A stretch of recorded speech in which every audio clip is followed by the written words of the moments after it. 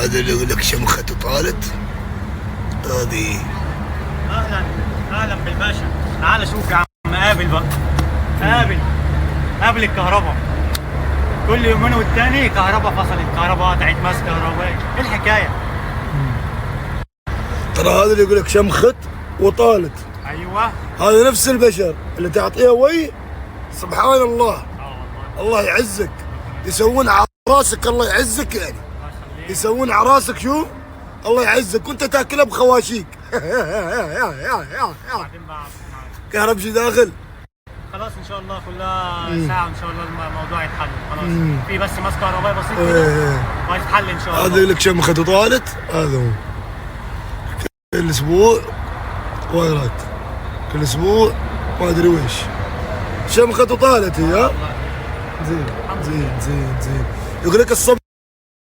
هذا يقول لك شو؟ شمخت وطالت. ايه؟ شمخت وطالت. يقول لك في مثل عبد البري عدوم يقول الصبح اللي يوجعك يعمل ايه؟ ايه؟ اقطاعه.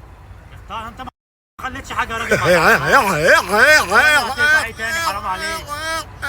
انت كله دين في ايه؟ بالراحه على نفسك. كله الصبح اللي بيوقعك اقطعه والله.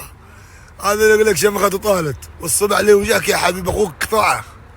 لو كان خاصة البشر اي شيء يجيك من عوار راس شيل بعد. ولا ايه؟ صح يا عم عبود. ولا ايه؟ بالظبط كده. الحاجه اللي توجعك على طول. ما تعالجش. مفيش خياطة. يا ما خيطنا يا مجودي. استفدنا ايه؟ خواشيك.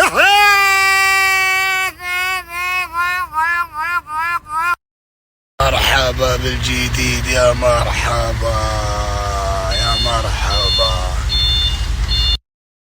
مرحبا عينك على الماس. اذكر الله.